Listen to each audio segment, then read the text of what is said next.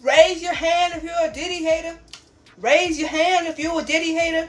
Raise your hand if you're a Diddy hater. Raise your hand if you're a Diddy hater. I really do think that a big reason why it took them forever to get to this man was because of R. Kelly. Now let me explain.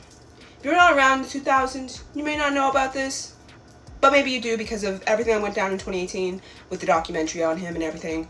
But back in the 2000s, he was acquitted on some serious charges of R-wording and peeing and emming a young girl, a young black girl, right?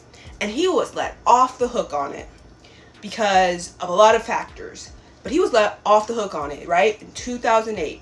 And this man was not put into jail till years later, right? And because of that, your man's, the diddler, Puff Daddy, he thought he was smooth as butter. Because if his man's wasn't going to jail, he was never going to go to jail either. That and his huge, ginormous ego, thinking that he can do no wrong ever, he saw his mans get off, and he was probably like, oh, I'm golden. I am golden. They ain't never going to come for me. They ain't never going to come for me. Like, there was a lot at play in the 90s and early 2000s where people were just not believing nobody. Nobody was believed on anything. And y'all still don't believe people. Case in point, many, many, many famous men. But we won't get into that. But y'all don't believe people. And the fact that the court didn't even believe people, he knew he was gold, solid. He was never going to get caught. And he did. He got caught. And it is a wonderful day. It is a wonderful day. Now, I know a lot of you think that this is just going to be on all the estual stuff, which is sick enough. Like, me just hearing about the 1,000 bottles of baby oil and lube and just the IV drips makes my skin crawl, makes me physically sick. Those poor women's bodies, those and men too, probably, they're poor bodies. They're poor bodies. Like, what?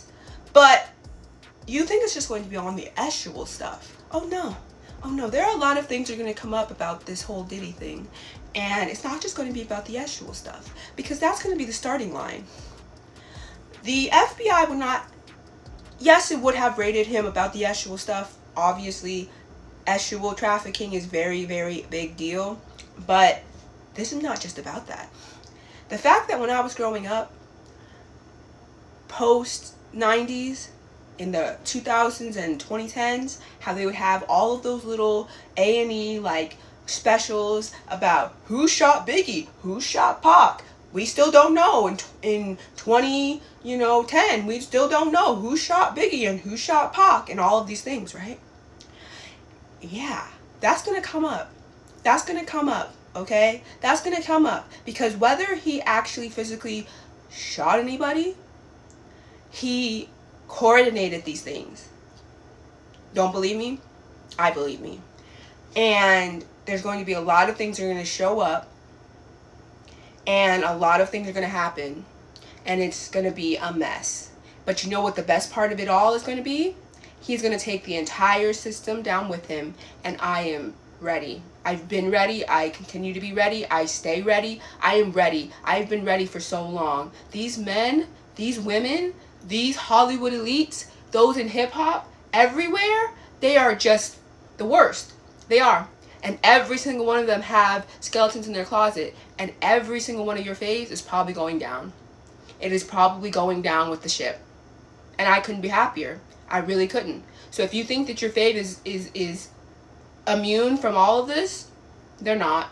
They're not. Because I am under the impression that Diddy is going to sing like a canary, and I am so excited about it to the point where I can't even explain it. So I am so happy that this is happening and that justice is really about to be served, and that we might finally fix that leak, because we need to. because it is getting overly ridiculous out here. And that is exactly what Kendrick Lamar, who put out that song with the black Air Force Ones on the cover, that's what he was talking about. That's what he was talking about. He was like, we're done. We are done with this party, look the other way, do whatever mentality out here, this industry stuff. We're done with it, okay? And he's trying to get us back to the real essence of hip hop. And I am ready for it. I've been ready for it. I continue to stay ready for it. And if you were really around in the 90s, like, and early 2000s, you would know that there was a whole campaign against this man when it came to him and music. Hip hop specifically. There were a whole bunch of like backpack and underground rappers who just despised his whole image and everything he stood for, because he was taking the essence of hip hop and basically making it the shiny suit music and popularizing it in that pop shiny suit way.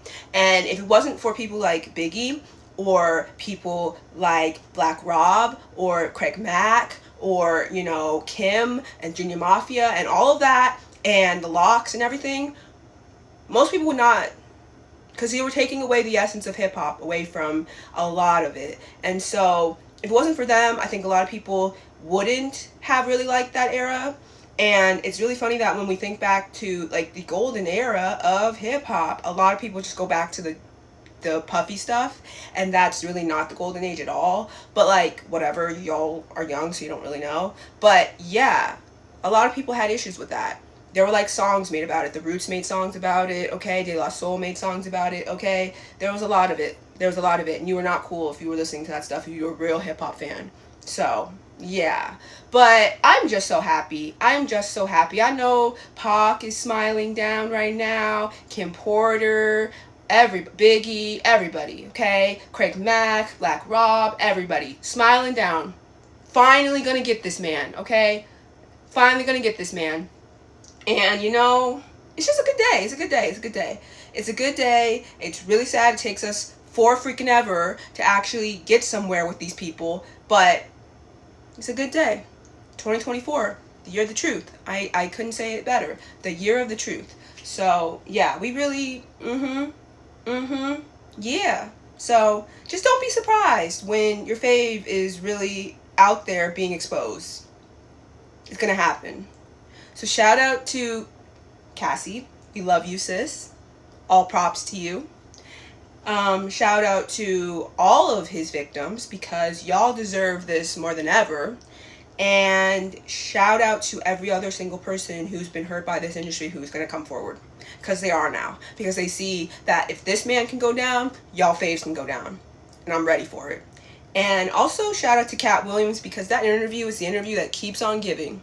Every single time something, I'd be like, dang, Cat Williams really predicted this. It's wild. It's wild. But we've all known for a while. But, like, Cat really set it in. He set it off. And it's like, yeah, got to give him props for that interview. So, shout out to him, too. But this is wild. This is a lot. But I'm here for it, and I'm ready. So, shout out to everybody who played their part in getting this man. And the fact that, you know, the court is not letting, and the judge is not letting this man go, and is really looking into this, means that we are on a different path than we were in 2008. And I am so here for it, because people might finally get justice that they really truly deserve. So shout out, and it's just wonderful. It's a great day, okay? Because I've been a Diddy hater for a while, and it's just a great day to see all of this happen. So yay for justice, okay? Because it needed to be served, and the well is about to run dry, and I'm so excited. Bye.